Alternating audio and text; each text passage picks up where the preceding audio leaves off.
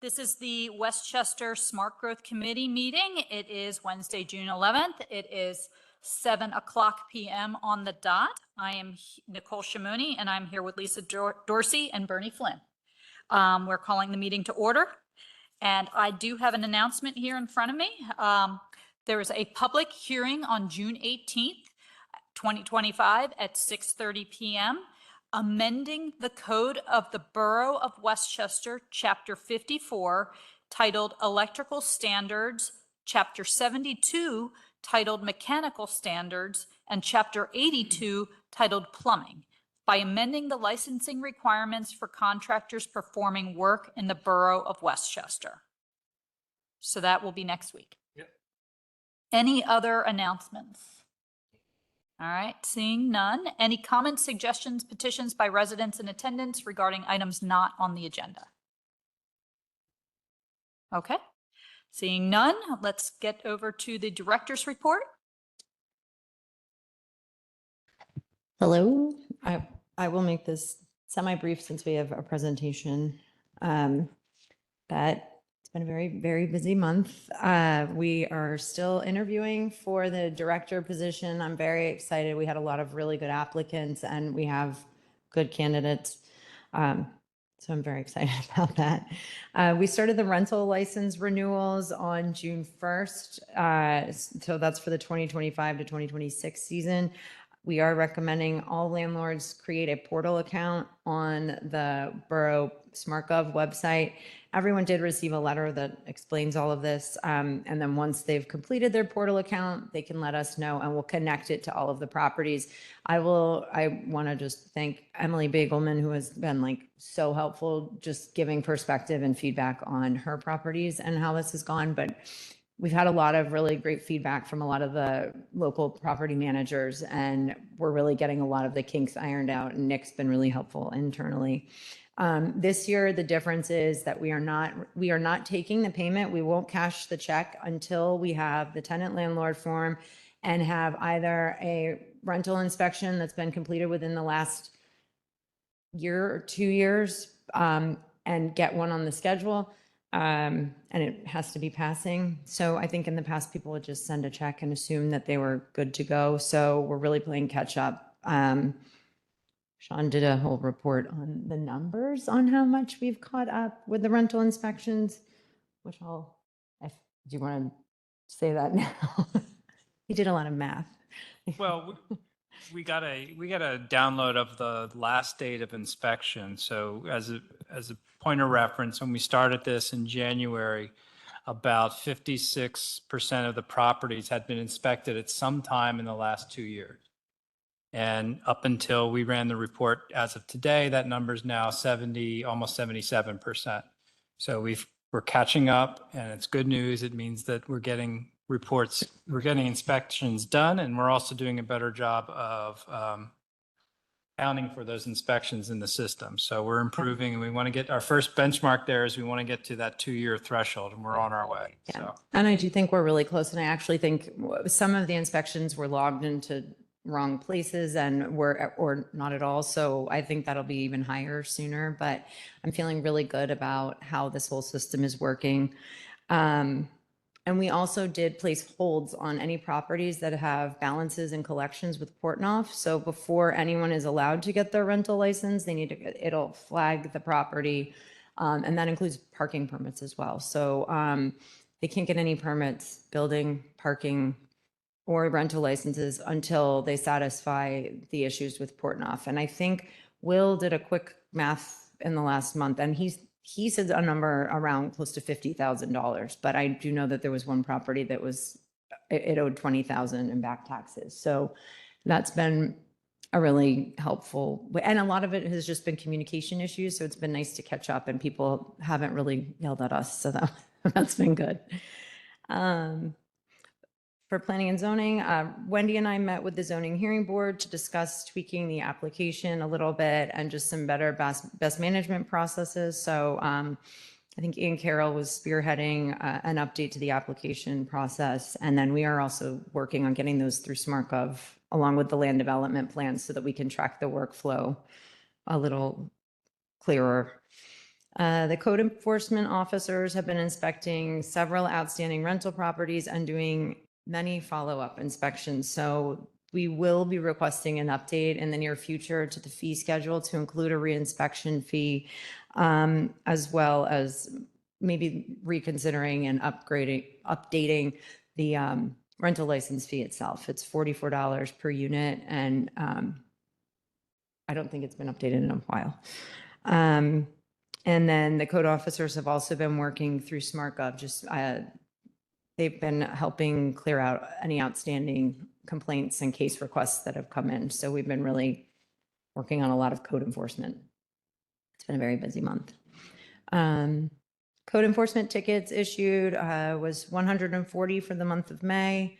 There were a good amount of warning tickets, I think, but I think that that's typically how we do it for grass issues. We give a warning if they haven't had one first, and then try to get people to comply. Rental licensing inspections, we had 120 annual. It says 3 new. I'm realizing now that's a glitch in the system because people have accidentally created new licenses. And so I think it's actually 131. I don't think we had 3 new rentals unless they were short-term rentals. And this is for property, not units. So some of these have been multi-unit properties. So they have been doing a lot of inspections. We didn't have any new points accumulate because no active citations were found guilty. And just a reminder that as the rental license season closes, the points will extinguish and then begin again. And then building permits, I'm not going to read all of these for you, but you can see they're still ramping up now that it's nicer weather. We did have 84 enforcement requests, 54 were cases, and we closed 71 code enforcement cases in the month of May. And building permit inspections, there were 100 in May. And that is my report. Any questions? Now, just want to reiterate, I mean, the fact that you've been working as the building and housing director and the parking director for the past couple of months and doing really great work, working together to, just want to reiterate the thanks for doing what you're doing. And it's a lot, and we know it's a lot, and there's a lot of appreciation for what you've been able to step in and do and accomplish, knowing that this is like your side gig. Thank you. I mean, everybody's been really, really collaborative and great. So it's really, I think it's brought us all together a little bit too. That's nice. Yes. Thank you. Yeah, I'm sure there are unsung heroes out there that you've had working with you. Yes. Well, I will say Wendy is one of them, and Dana, who knows every single thing about every single thing here. And then obviously Sean and I mean, there's not one person that hasn't helped in this office. So I'm really appreciative of everyone in the staff. So thank you. Thank you, Dana. And of course, thank you, Sean. Excuse me. I did have a question all of a sudden popped up. When someone just mails in a check to us without, I'm assuming they're not saying a tenant landlord form in, they're just maybe photocopying an old form because you have to know what it's taken care of. Yeah. How are we going to return the check and reach out to the landlord to make sure that they understand that it's not the way it's done anymore? Well, I'm glad you asked because we have a spreadsheet of all the check numbers that we've received and the accounts associated with them. And before I came in here, that's one of the things I was doing. So I'm going into SmartGov. I'm checking to see what is outstanding. If they have a portal account, I will connect it and I will send an email to the property owner with it. I have a template for what they're missing. So there's one if you're missing inspection, portal, tenant landlord form, or if you're just missing an inspection. So I've been emailing them to let them know. So we'll hold the check here and we're trying to make contact with everyone. Once we close that out, then the next step will be calling some of these people to let them know. Because again, this is an old system and we've had a lot of people that come in and drop them off and we just warn them, hey, you might have some things outstanding. Keisha's at the window. She's been great. She's been verifying on site. And then we do have some less tech interested people, and we've been able to accommodate. So we'll have a tenant landlord form for them to fill out here, and then we'll type it into Excel and update it for them and submit for them. But that's like worst case scenario. But yeah, so I'm verifying what is outstanding, letting them know, trying to make contact. If I can't get anything in the next couple of weeks contact wise, then I'll mail the check back and we'll put a note in there, and then start over. But yeah. Anything else? Okay. I think we're good. Thanks. Thanks. All right, presentation by Safe Harbor of Chester County, 20 North Matlack Street.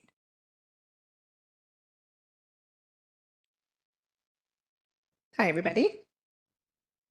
Hi. Hi, I'm Jessica Chappell. I'm the Executive Director of Safe Harbor of Chester County, and I have my counterpart, Ruby Abaraya, with me, who will be talking to you guys today about our vision for Safe Harbor.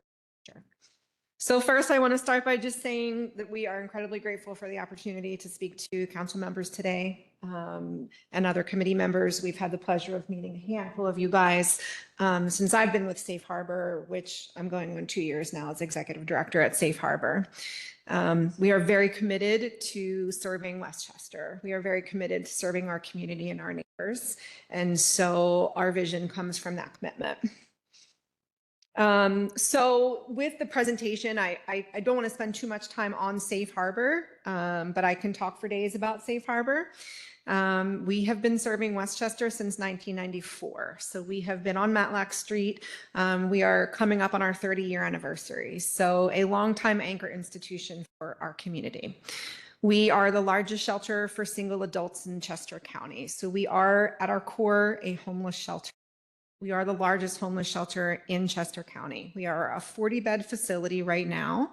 If any of you guys know the history of Safe Harbor, we started at 20 men on the first floor, and that was in 1994. And then in 2008, the second floor was built where we now serve 20 single women as well. The average length of stay for our folks that stay with us is anywhere from 3 to 6 months. That number is growing. That number is going to continue to increase. I will not talk to the Smart Growth Committee about the affordable housing crisis, as I'm sure you guys are keenly aware of it, but we do anticipate that our length of stay at our shelter is going to continue to grow because there are less resources available for the folks that we're trying to serve.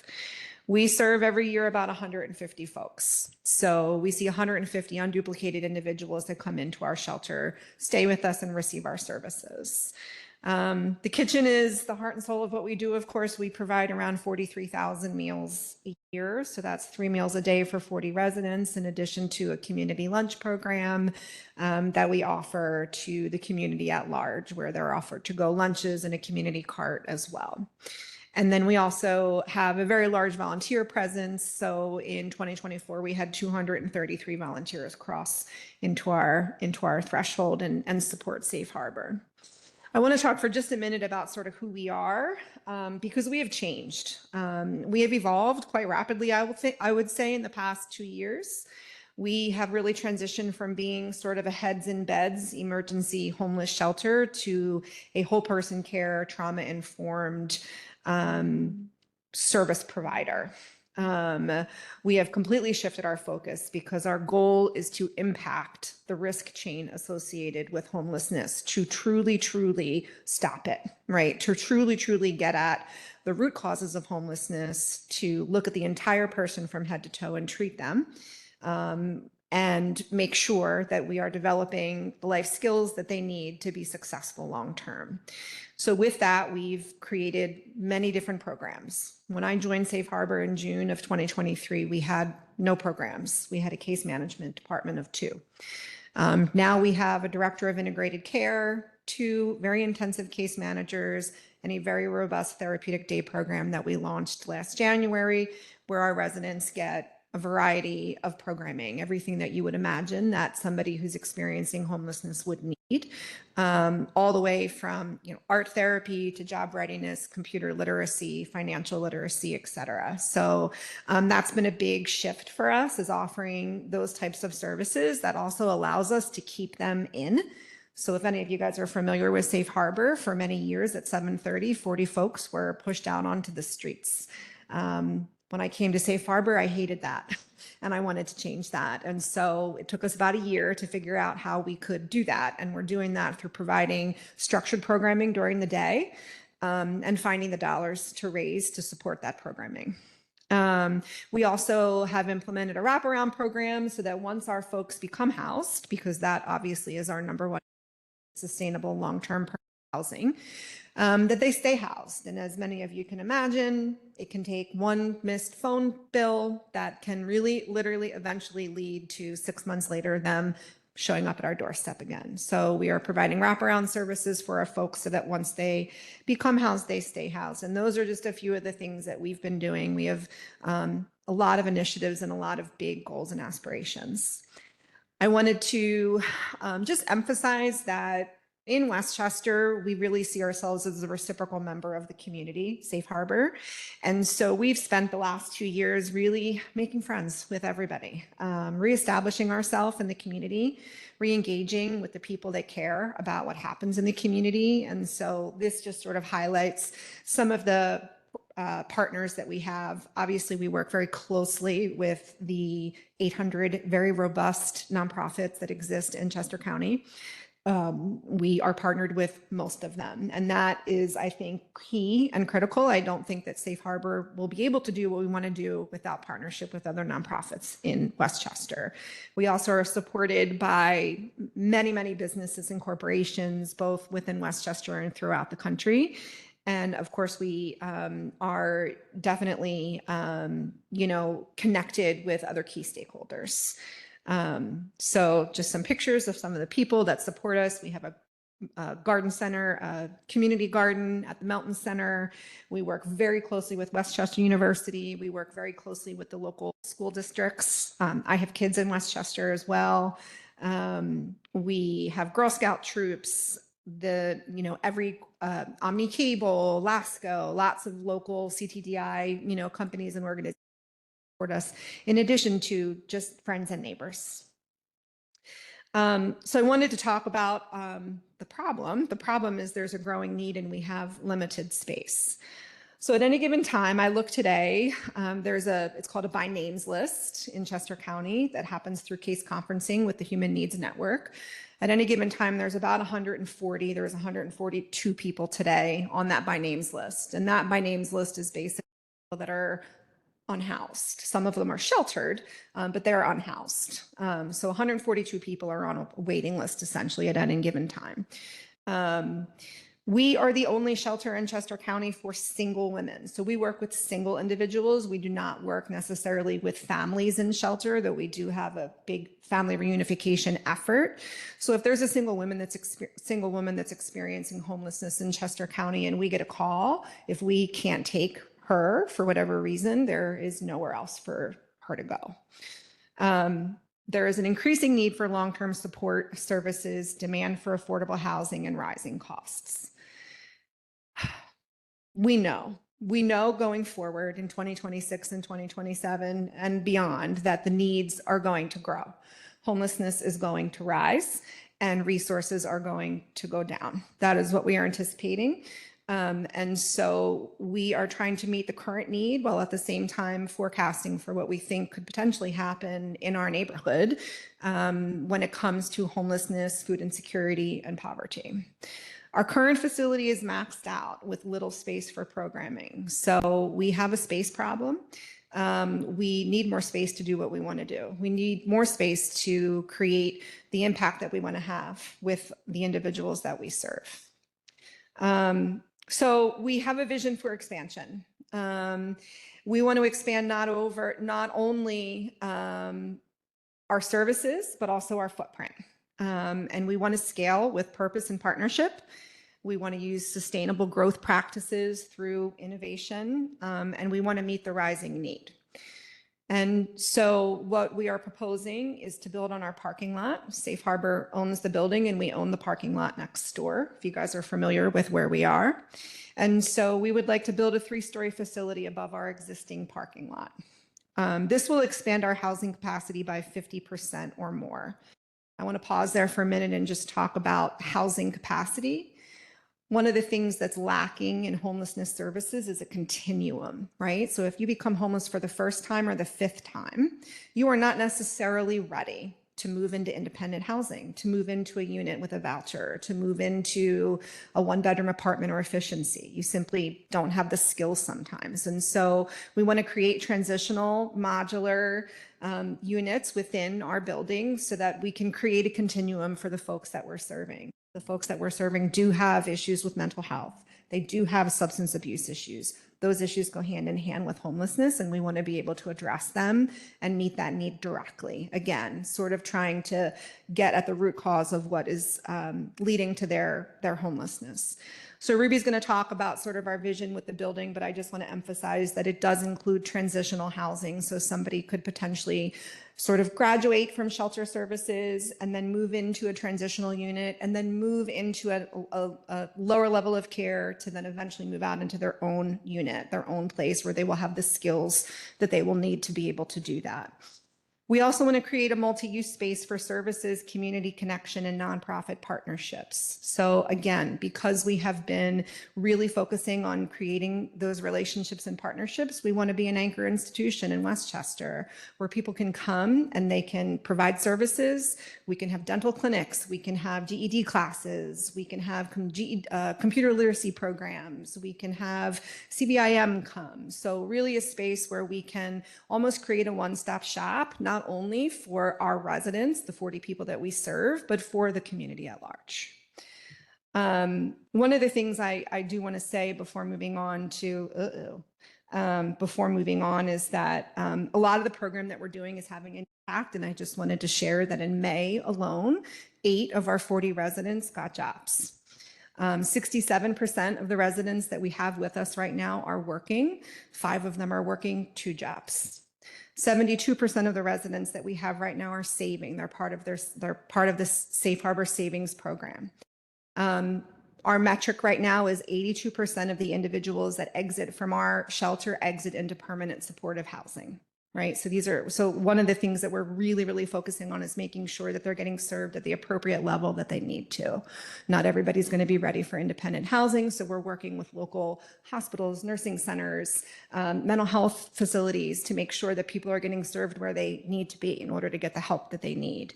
But I did want to share that. I just looked at my May numbers and we had a job readiness program in May and it really paid off. So really seeing some great impact with our programs that we're running. So our expansion concept and overview, I'm going to toss to Ruby to talk about sort of what we are envisioning for the expansion, and then we can take questions. Hi, my name is Ruby Abaraya. I'm the Senior Director of Finance and Growth at Safe Harbor. So thanks for taking the time tonight to hear our presentation. Jessica spoke very eloquently about where we're at Safe Harbor, kind of where we want to go, but obviously we need dollars and approval to do that. So we've been working really hard this past year, and what we're proposing is, as Jessica mentioned, a community resource center. And so that would take on our existing building. And what we'd like to do is build above the parking lot. So we would keep the ground as our existing parking. We might need a provisional for that. And we've been offered parking to be able to rent that, might be able to make up for a few spots that would be taking over. The first floor would be about 6 or 7 transitional units. So it would be kind of set up like a hotel. So in case we do have a family that has more than, 3 or 4 folks, maybe it has 8 folks in the family, they'd be able to open those doors and expand to be able to have a family unit. So our first floor would house about 24, 25 people. It will also have its own separate laundry facility, and as well as a men's and women's locker room, showers, the laundry, and a family changing room and facility as well for bathing. It would also encompass a new kitchen to be able to feed all the folks that we would increase capacity for. Our second floor would then be to increase capacity by 50%. So right now we have 40 folks. If we do the expansion on the second floor, it would be 4 units of 16. So we would increase capacity by over 50%. And then for the rooftop, we're proposing a rooftop garden as well as solar on the top. So our ask, we've been working on this for about the last year. We made some great friends in the community, had some great support as well. We have letters of support from the commissioners, for example, from Comita, from PLA, from Houlihan, and just trying to invest our dollars wisely before we come to you to present this, because we're at the point where we'd like to engage a project management company and go forward with, the schematics in phase 1 and whatnot. So it's a big investment for us. We're in a nice position where we do own the building and the parking lot, which is tremendous, and we are financially secure. I have a few grants in now. It might be around $2 million that are pending. All in soft costs, this renovation will cost us about $5 million. So we're ready to put forth not only the initial investment, but also in raising the funds, the full $5 million, to better support our community and the community needs. And I guess what we're looking for you is kind of the initial maybe support letter and whatnot, and the next steps in moving forward, so we could go ahead and, because a lot of the people, they don't want to give us money or grants and things like that until they know that we have approval. So that's kind of what we're looking to do. I can, oops. Am I hitting your button? Yeah, that's okay. So we had actually engaged with Brian. I don't see him today, but Brian and Sean have both been to Safe Harbor and had encouraged us, and that's how we sort of got on the agenda for you guys. So I just wanted to sort of wrap up what Ruby was saying. I did want to share, we do have a picture on our slide of like the OG Matlack Street. It was an old garage, right? So this is a building that's been around for a very long time. I invite all of you to please come see it and come see what we do at Safe Harbor. We want to align with smart growth. We want to try to preserve as much space as possible. We want to make sure that we're increasing the capacity without overburdening our infrastructure. And we also want to serve the need and meet the need. That's really what our mission is, and that's what we'd like to do. So as Ruby said, we're requesting tentative approval and borough support to move forward with the schematic design. We want collaboration during our planning and zoning phases. This is a huge learning curve for Ruby and I. We understand there are many, many steps to this, and this will be an iterative process. And we see this as step 1. So we're very committed to transparency and aligning with the community. And that's all. So we'll take any questions that you might have. Thank you. You're welcome. Thank you. Thank you. I'm intimately involved with St. Agnes Day Room. Yes, and we know Barbara Kirby well. And we've gone through the past year with the county. We do. We're not going to rehash that. No, but No. we've met with Barb many times over that because we experienced something Lot of very prayers. similar. A lot Yeah. of prayers. Yeah. I have four things I want to just cover. When you mentioned that you find affordable housing for people that are able to step out and get a house or an apartment. Mhm. How do you find that type of, how's that funded? So what I'll say is that when I first joined Safe Harbor in 2023, we had subsidies and vouchers that were active. So the homeless choice voucher, there's a lot of different kinds of vouchers and subsidies. That is about 80% of our folks are using vouchers. So they are moving into subsidized units. Our case managers are working through the Human Needs Network. So we work very closely with the county and the street outreach program with the county. And then our case managers are intensive housing case managers, and they work with the case conferencing, and basically it's just all focused on moving people into units. It is impossible for a single person in Chester County really to find a unit that they can afford. I have my sister-in-law who moved from New York, and it took her a year to find something. So the idea of somebody moving into a 1-bedroom apartment, it's not real life for us. And so we look at things like shared housing options. We look at efficiencies. It's a huge barrier. I mean, it's a huge barrier. And when the vouchers were paused, we saw our length of stay grow. right? Because if we don't have that kind of resource, it makes it that much harder. So we're trying to anticipate the fact that we're going to have these folks with us. They're going to be with us. And so if they're going to be with us, we want to do something so that we can impact and change their life while they're with us. And that's another driving reason for us wanting to sort of push forward with this vision. In the borough of Westchester, the voucher system, are there many apartment buildings or housing units that accept the voucher in the borough itself?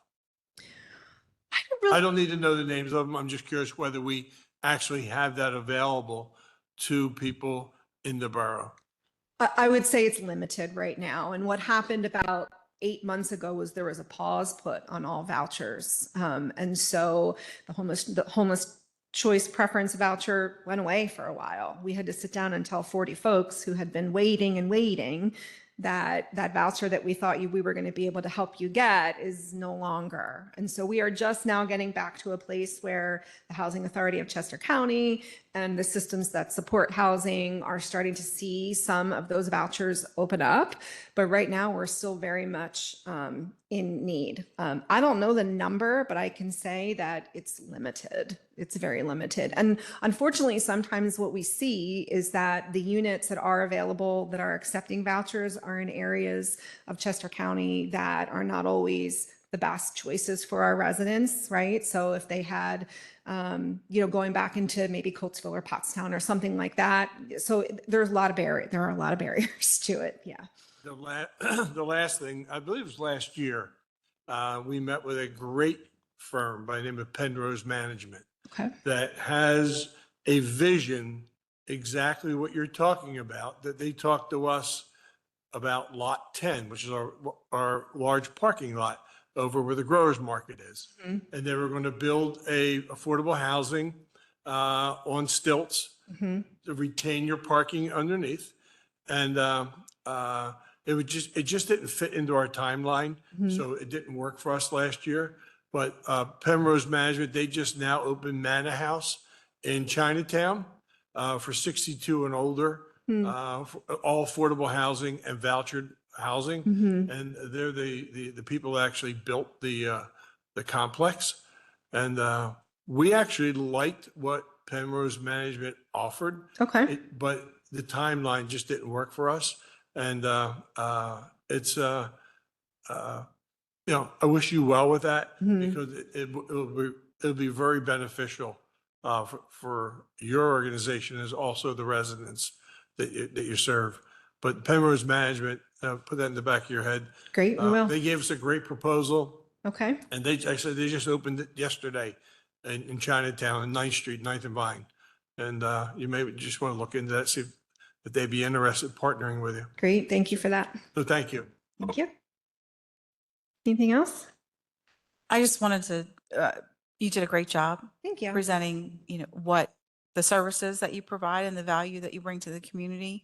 I think the concept that you presented is also good. I don't know that, there's a process, like you said, with everything else and, Right. a timeline. If what you're asking from us is a letter of support, is that correct? Correct. Okay. Because without going before the planning commission and, all of the formalities to get to where you want to be. But I think you did a great job presenting the concept and the services that you bring to the community. Thank you. Yeah, so when we met with Brian, again, this is a learning process for us as well. I come from behavioral health for 25 years, right? So it's a learning curve for both of us. And everybody was really encouraging us to engage with Borough Council, that was sort of where you begin. And so we Sean and with Brian, who came and toured, and that was sort of how we got here. And Brian just explained that we could speak to you guys to see if you would offer support so that we can continue the process. So just piggybacking on Bernie, Penrose also runs and built the Mary Taylor House Okay. in Westchester. mhm. So again, a really good resource. And I have that contact information Okay, if you need it. sweet. That would be great. Thank you very much. Yeah, I'll say a couple things. Sorry. Oh, no. No, I'm happy to stand. Yeah, so yeah, I mean, I concur with my cohort up here, you guys are going straight to the good place, I think. This, what you're doing, what you've been doing, how you're transforming Safe Harbor to really try to get to the root cause of homelessness and try to address those things and help improve the lives of the individuals there. I mean, it's really amazing, and I'm very impressed by what you Thank guys you. are doing. So thank you for that. I think going back to what Bernie said, one hurdle that you don't have to overcome is that you own your parking lot. Right. That was one of the big things with Penrose when they came to us. They wanted basically like beachfront property of Westchester Borough, like one of our key Happened, yeah. parking lots, and we we're like, maybe another location. Yeah. So having that land already there that you have this vision for, that's a good asset that you'll have. I think that Ramsey also knows the process, and the team will know the process, so she can help inform you on all the processes that Lisa talked about that you have to kind of go through. Similar, like we can't approve anything tonight, right? We can Right. say we support it and we're not going to be pushing it. We want to see your plans, and we want to help, make sure you know what you need to do to get through the process the most efficiently and effectively. Because I think it's that the issue, as you said, is not going away. It's going to grow, and to be able to have better resources to support those that need the support and that want the support, I think is really important and key. And yeah, and It so, really yeah. serves everybody. I mean, we want to serve everyone. By us taking care of them, we're taking care of the community, right? And That's they're right. paying the community back because we're helping them. So it's very full circle. Yeah, it's an interesting night. We first talked about saving animals, and now we're talking Yeah. about saving people. Saving people. I would just, if anybody's curious, I would just, we're an open door, so you're welcome to come by, and we're right around the corner. So you're welcome to come by and take a tour, or just come chat and see what we're doing. That's for anybody who wants to come see us. And obviously, if you consider a letter of support, it would by no means be, means approval or anything like that. Our board is just ready to go to phase one and invest, approximately $45,000 to do the renderings, do the schematics and things like that, so we can properly present it. And that was going to be a big investment for us. So. Yeah, we've given letters of support. Yeah, what do we often, need to- Yeah, and this is more than worthwhile, to move forward with it. And we understood, like, for example, Ms. Dorsey was over at the Melton Center, the Pickney House.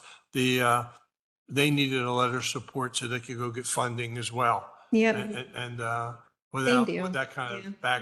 back door operations, Yep. you just can't move the puck forward. So, yeah.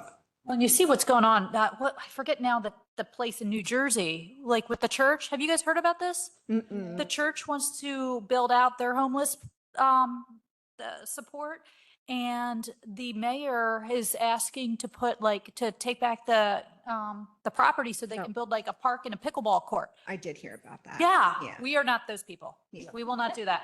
Well, we appreciate that. Yeah. We please have do. Hoops Park with pickleball. We don't need your parking lot. So. Yeah. Yeah. Yeah. Yeah, and we're really just looking to meet the need, right? So we're not trying to create a need. There's a need that we're looking to Yeah, meet. So 100%. that's really important for the community to know, and we want the community to buy into that too, that there's value in that as well. I don't know how to move forward. Yeah, so I believe Sean and Dana and I were kind of eyeballing each other that we put on the work session, I guess it starts with discussion or something that, do you guys recommend that we do a letter of support to Safe Harbor for their project, to start their project? And I Is that- how does suggest that work? maybe Jessica or Ruby, you draft the letter, send it to us, and that way you know what you need in order to satisfy your grantors. Yeah, So and we can see if that works for us.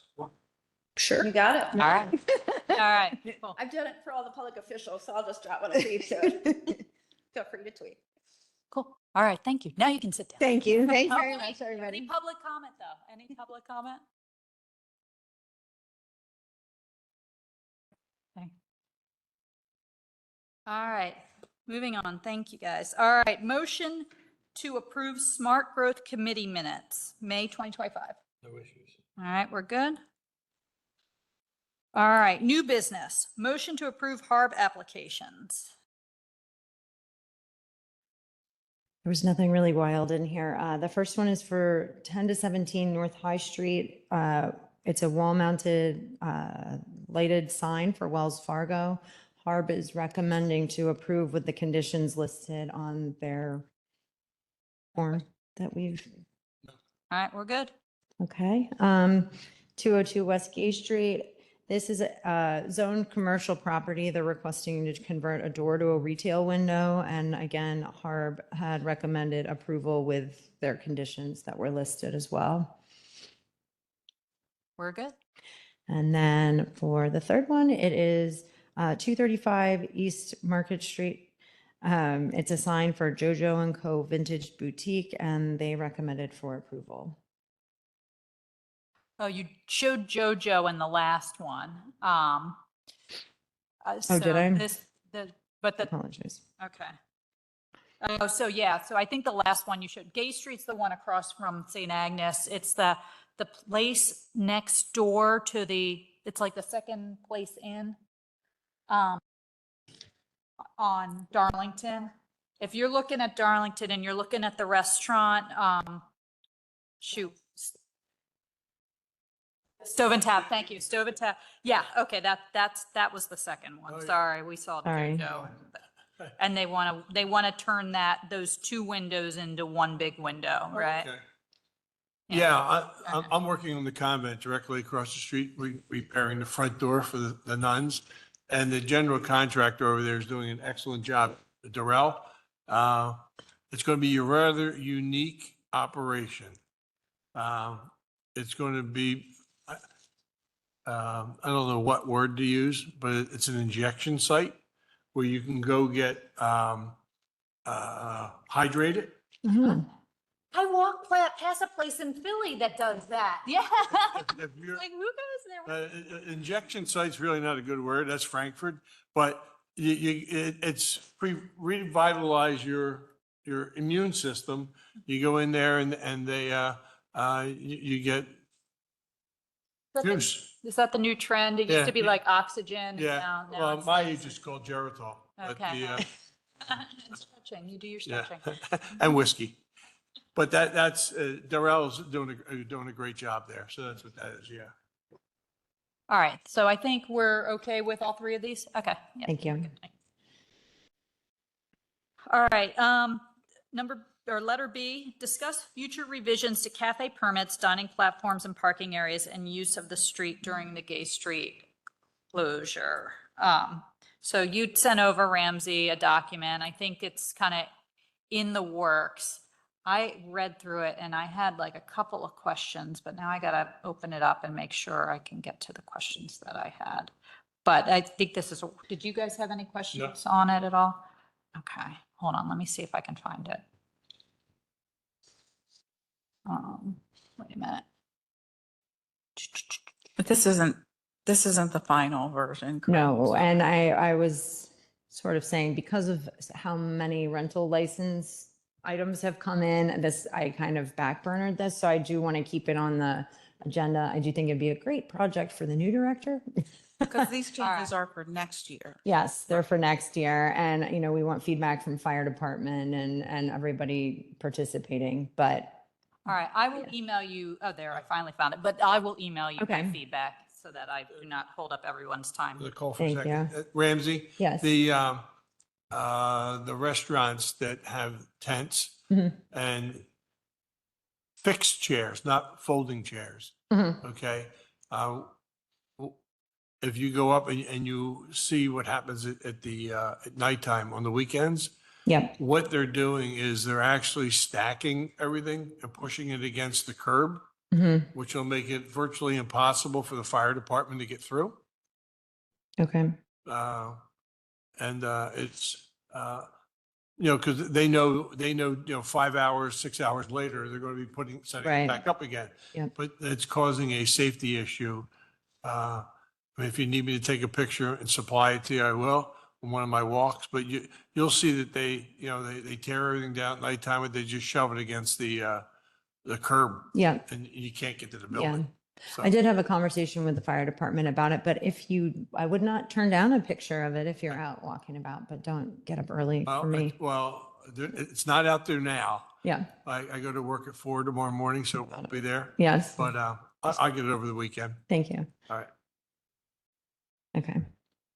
All right, cool. Any public comments on did anyone read the document and have any questions for Ramsey at this point?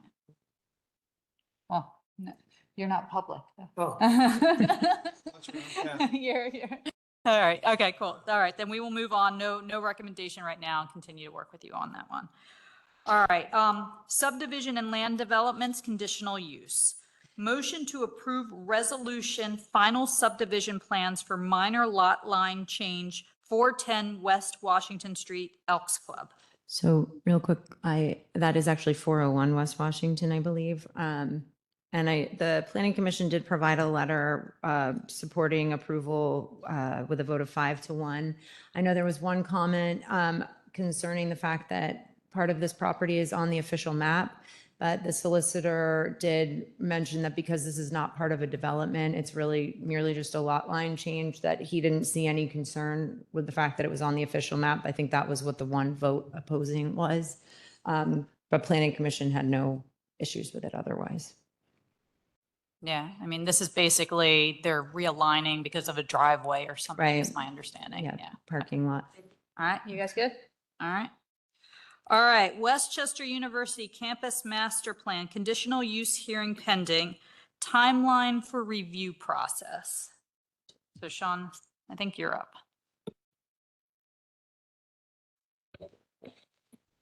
Thank you. The Westchester Planning Commission has started to review the Westchester Master Plan at their meetings in May 19 and 27. They requested some additional consultant review assistance and a presentation by the applicant, which we think we can accommodate later in the summer with presentation. And I have asked Remington and Vernick to do a review of the transportation, circulation, and parking aspects of the plan, because I think those are important components. We need to consider the impact of reducing overall parking, adding beds to the plan, and closing the roadways that are all contemplated in their master plan, and see if their calculations were done correctly and see if it works. Get RVE's opinion on that. The Planning Commission's meeting again June 16 and 24th. They'll be talking about this. We have a written review in from Tom Committa Associates that talk mostly just about the large master plan document that shows you what goes where, and some general questions to investigate, and generally wanting more detail about what was going to be happening on Church Street. Should we close it? Because you can't really see what they're contemplating in the plan document. It just looks very nice and green and beautiful, but they wanted more detail. This summer, I've started exploring a partnership with West Goshen Township to do a more comprehensive shared fee review of the plan from an engineer's perspective. And I'd also like to schedule a session with council. I'm not calling it an executive session because council can get legal advice from its attorney anytime it wants to about any topic. So it doesn't really necessarily have to be an executive session, but Dana's on top of that, trying to get that scheduled and trying to find the impossible intersection of all our schedules here in summer now that we're doing our summer things. So expect to have that conversation, I think, in another couple weeks. I do know that having talked with Westchester, they plan to do some community outreach about their plan sometime in late summer. So what I'm sensing, or what I'm reading between the lines there, is that we're going to get an extension of review to be able to start our conditional use hearing by the August. Right now, they've extended that deadline to August, the end of August. I think we can get an extension from the applicant where we can get into that hearing either in September or October instead of August, and get some of our reviews out of the way and get more written recs from the Planning Commission. So I don't have a whole lot to give the university unless you all up on the dais have a surprise for me in this week or next when we meet. I'll just keep to my promise. We made the university to give them some preliminary feedback before we broke for summertime. That would just include TCA's letter, a general summary of what I've just said and where we're headed with the review. And I think it's a good idea that we partner with West Goshen to some degree on looking at this, because it just makes no sense. Rosedale Avenue really is, for all intents and purposes, functions a lot like High Street, because you have students crossing it for going home, for academic instructional purposes, to go get their cars. We have these imaginary lines on the map between the municipality, but the activity and the uses don't pay attention to those lines. So we need to coordinate our review with them, I think.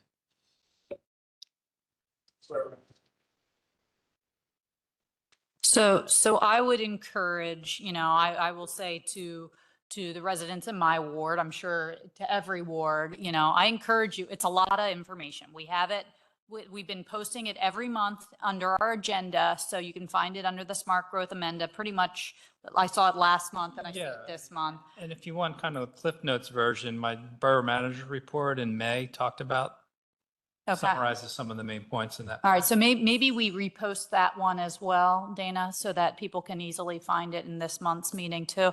But yeah, if you have any questions, you can come to your council representatives. You can, and any of us, if you want to hold it for Westchester University when they have their sessions, go for it. But, we are open to all feedback and thoughts. It's a lot of information. And so some good eyeballs with people that live here, and your guys' feedback is all very much appreciated as we work through this. So. Yeah, I read it in chunks, and today I opened it up and I'm like, this weekend, man. It's a lot. All right, cool. Thank you. All right. So, I got one question for Yes. Sean. Sean, when you glance through the 800 pages that Ms. Dorsey just mentioned, are they, I know the Lawrence building, they want to tear that down, put a mid-rise up or a high-rise next to Commonwealth. Is there any other spot on campus that they want to put very large, tall buildings on? Killinger's Hall going to be repurposed for, if I've got the name right, for residential, and no other tall buildings will be built on the super block, and they're going to be adding beds to the South Campus location, which is the residential piece of South Campus is in East Bradford. The sports complex is in West Goshen. Thank you. yeah, I think we have to look at it closely, because there are a couple of buildings that they want to renovate that are going to lose beds.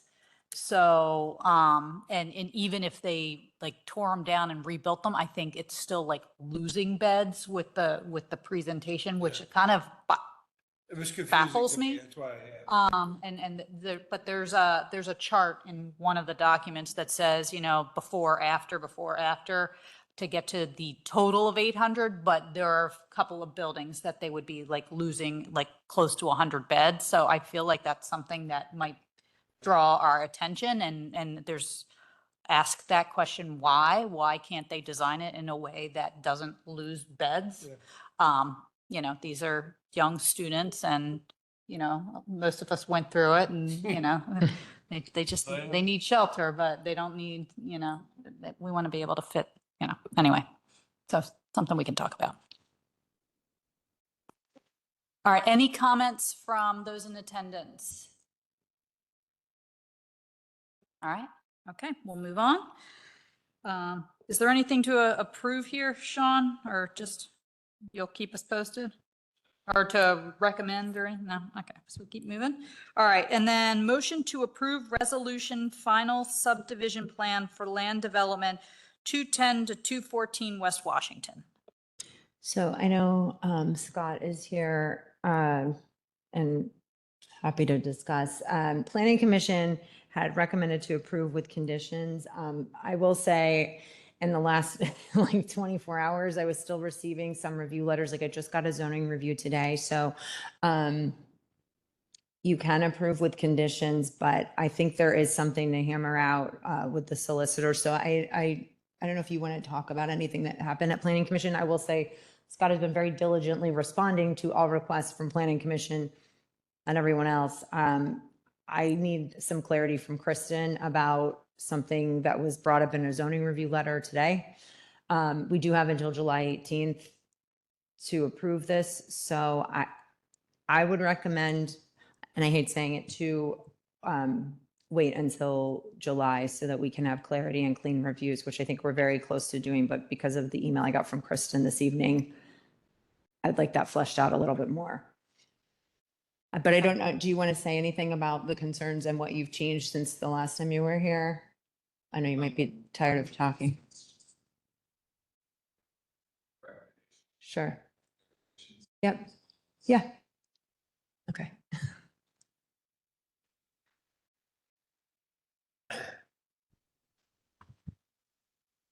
I just thought I'd go through, I want to discuss the planning commission. They gave the recommendation for approval. Following with the conditions, I want to go through their 2 conditions and then discuss the zoning review we got today. Number 1 was a waiver. We need to either provide a waiver for streetlights or install proposed streetlights on Washington and Patton per the code. So I got the plan back in as quick as I could, just so I could, instead of just talking about words, I can show you that we are proposing 2 streetlights on Washington, standard pedestrian streetlight from the ordinance, evenly spaced, their recommended spacing across the frontage. I would say if you go to sheet number 4, the land development plan, that might be the best place to see. So we're proposing 2 streetlights on Washington. There are existing Cobra lights, but we're doing the required pedestrian streetlights, which is required by the land development ordinance. We're not proposing them on Patton. There's no sidewalk on Patton. There are existing Cobra lights on Patton. So we were thinking that it just makes sense to add them on the sidewalk portion of Washington in the front. So there's that. The other thing I wanted to bring up to discuss is the planning commission would requested that we change the curb radius that we had made 25 feet in between Patton Alley and Birdseye Alley. We made a 25-foot radius at the request of the fire marshal. Everyone on the planning commission wants a smaller radius of 10 feet with that is left open so that if a fire apparatus does want to make that turn, there's nothing blocking it from going over the landscaped lawn and making that turn. So we did reduce that radius 10 feet. The alley has a required impervious transition that we have all along Patton Alley that is in your design appendix in the Saldo code. On the radius, we expanded that Belgian block transition to 24 inches wide so that it would accommodate most trucks having to make that turn. An aerial truck might go off of it a little bit into the lawn, but it's still possible for an aerial truck to make the turn on a Birdseye. I wanted to bring it up to discuss because everyone on the planning commission wanted more green space and more space from in between the corner of our proposed house and the pavement in the alley, which I agree makes sense, but it was against the comments of the fire marshal. So I wanted to bring that up to discuss. The other items to bring up to discuss, all the other review comments we will comply with from Pinoni, Tom Comita, and Remington Vernick. We got a zoning review today, our first one since October. The comments to discuss on the zoning, he brought up that our site distance for the alley, Birdseye Alley, site distance looking down Patton, the site distance sight line looking left actually goes through the proposed the proposed stairs to the front door of the end unit. He is correct. Our sight line does go right through it. we are already requesting a waiver for that sight line, which is required to be from 15 feet back. Our plan, the way we show it, shows that sight line being 10 feet back. So in order for it to not go through that stairway, we would have to move it up about 3 more feet, that sight line. So it would actually be a waiver for that sight line to be 7 feet back from the alley and not 10 feet back from the alley. If that jumble of words makes sense to you guys. Can you go to sheet number 4 of the? All right. If you go to, you had it up for the university presentation. Our plan set, it's,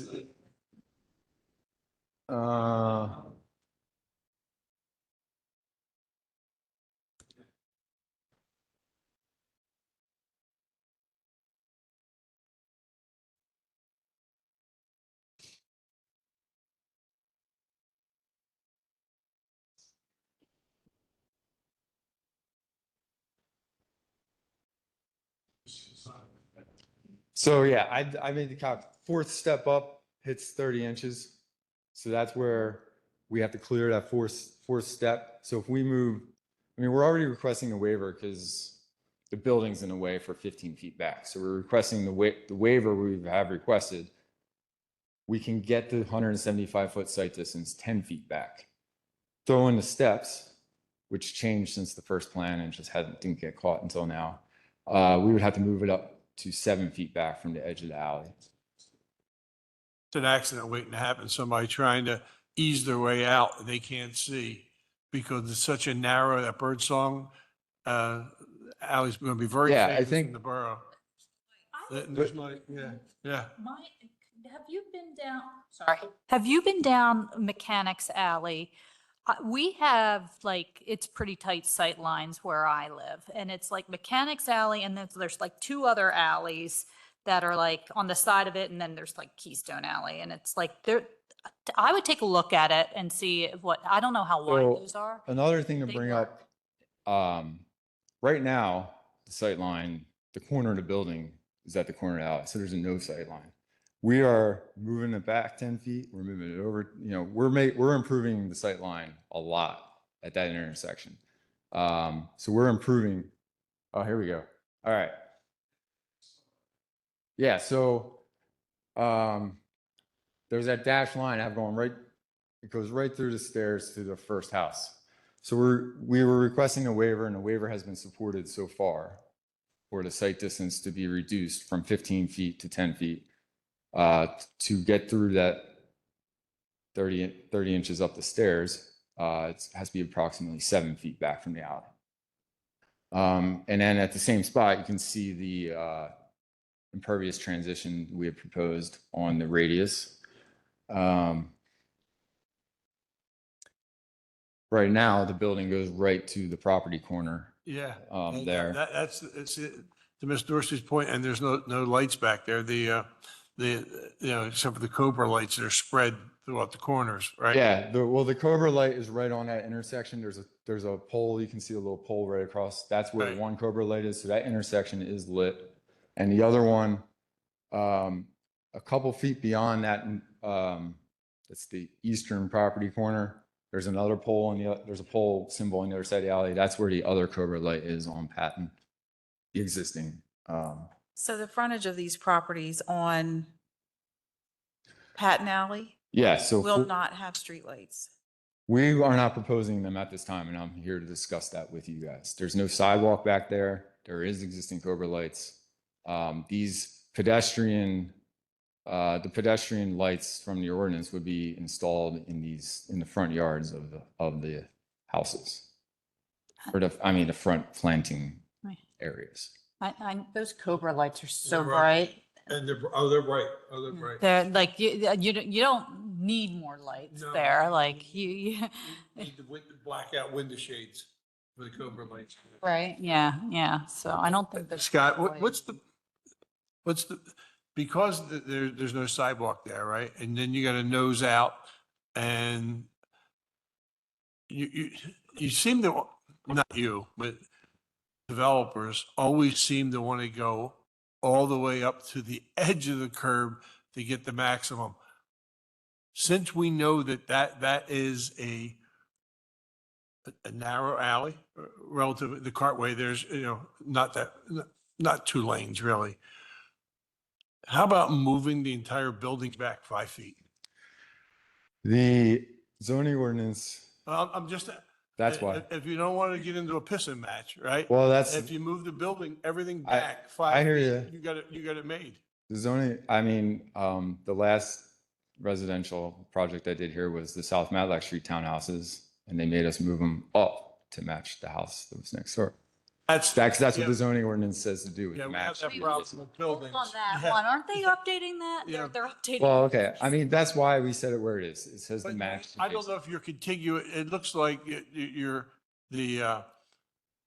what we're trying to do, what you mentioned, was to match the entire street. I Yes. forget what that's called. You know what that's called.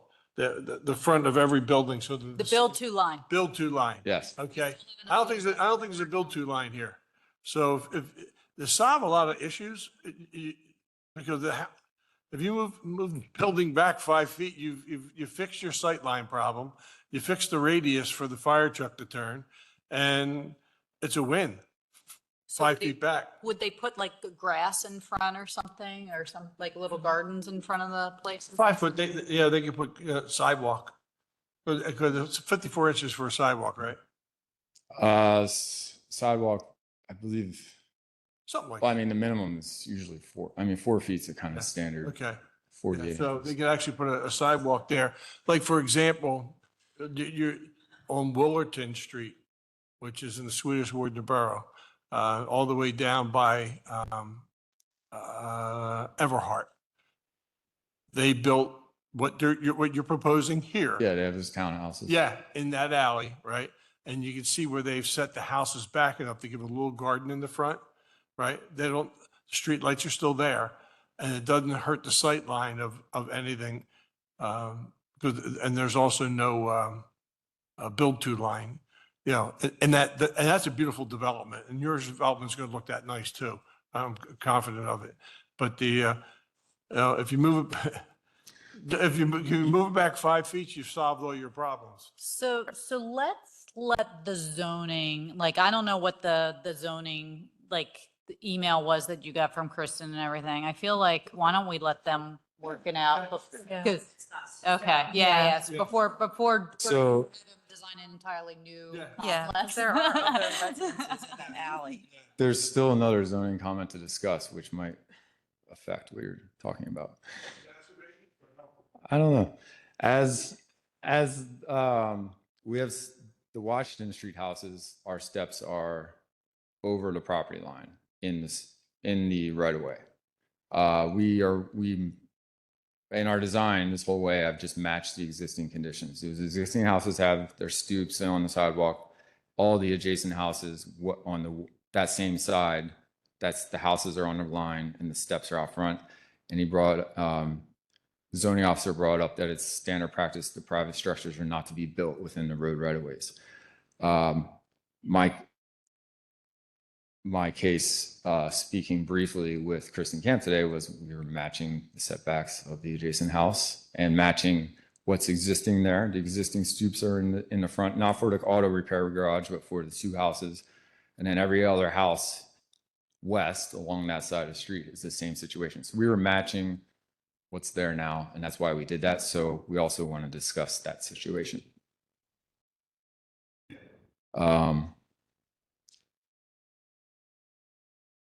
You're saying that makes sense, what we're proposing, having just matching what's there. Okay.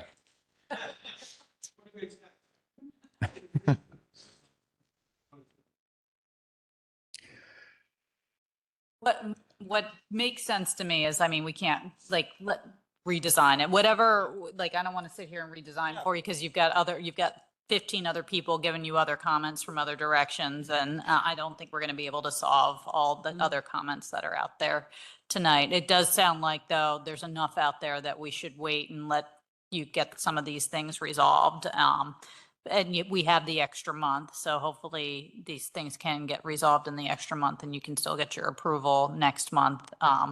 And it's a little cleaner for you and all, because you've been super,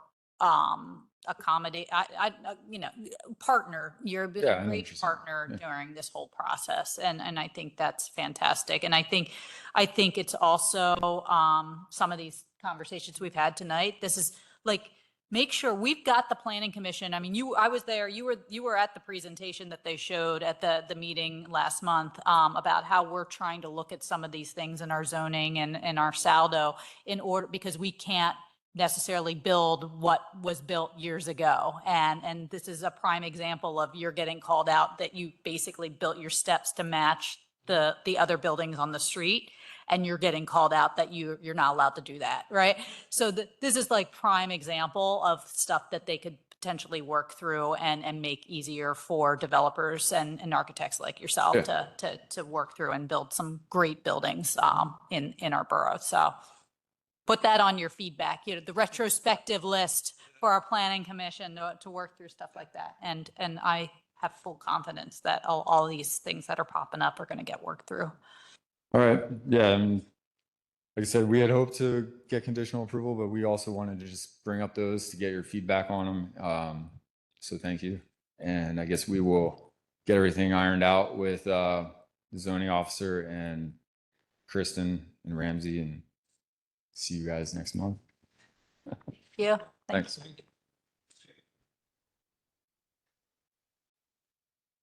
Any comments from residents?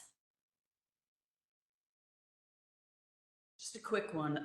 Lisa Kearns, West Middle Street. I remain concerned with the sight line of that onto Patton Alley.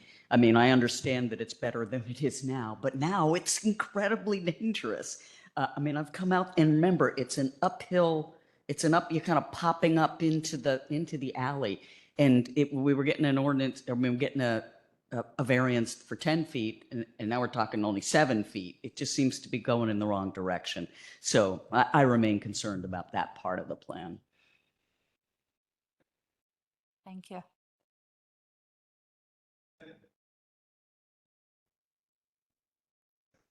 Well, I think the conversation at the planning commission, because I was there, the trucks can still make the turn. Like the idea was that it would create a curb, because right now there's not enough space for people to walk, like to come out of their building and walk. So what they wanted to do was basically just have a curb there for people to walk. But the idea would be that the curb would be designed so that the trucks could easily just kind of. It's a mountable curve. Yeah. Yeah. So they can get around. I'm less concerned with that because they can still get around, but you still can't see if you're popping out of there. Okay. And any other comments from anyone in attendance? Okay. All right. We will go to other business. So I apologize. I have two things that I know we can't take any action on, but I'm just bringing them up in hopes that we can put them on the work session agenda for discussion and possible approval. And that is the first, there's a zoning hearing board special exception application for 400 North Penn. It's from the Westchester School District. They're asking for a change of use. There is at 402 North Penn, there is an existing building that they use for transitional educational purposes for students that need extra support that are older. They're asking to do the same special exception at the next door property at 400 North Penn. They're not planning on changing the building at all, but this is for transitional housing, I believe, for students with disabilities that are older that have, that need more support. So they're not really changing anything except the use of the building. So the consideration is, or the discussion would be whether we want the solicitor to go and attend the zoning hearing board meeting. So is everybody okay if I at least put that on the work session agenda? And again, I'm sorry I missed that on the agenda. The second item, just in working with the Building and Housing Department and looking at some of the land developments that we have coming in, I wanted to make a recommendation to put on the work session agenda. I talked to Sean about this. Pannoni has been doing a really great job sort of already in doing this, but they really help us manage the subdivision and land development applications as they come in and track the timing of it all. I was recommending that we consider making them our alternate zoning officer and also the manager of our subdivision and land development plans. Mostly because some of these that are existing that Pannoni's already been working on are going to transition into a new building and housing director's purview. And I just want to make sure that nothing falls apart.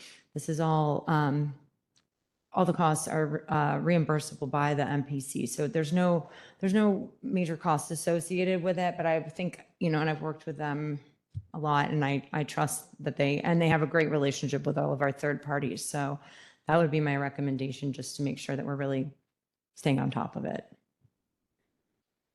Looks like everybody's good Yeah, with putting it on discussion. Yeah. Thank you. My biggest question was the cost, and you explained. Thank you.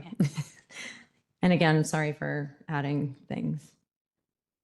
All right, cool. Any other business? All right, seeing none, then we are adjourned at 8:16. Thank you. Thank you.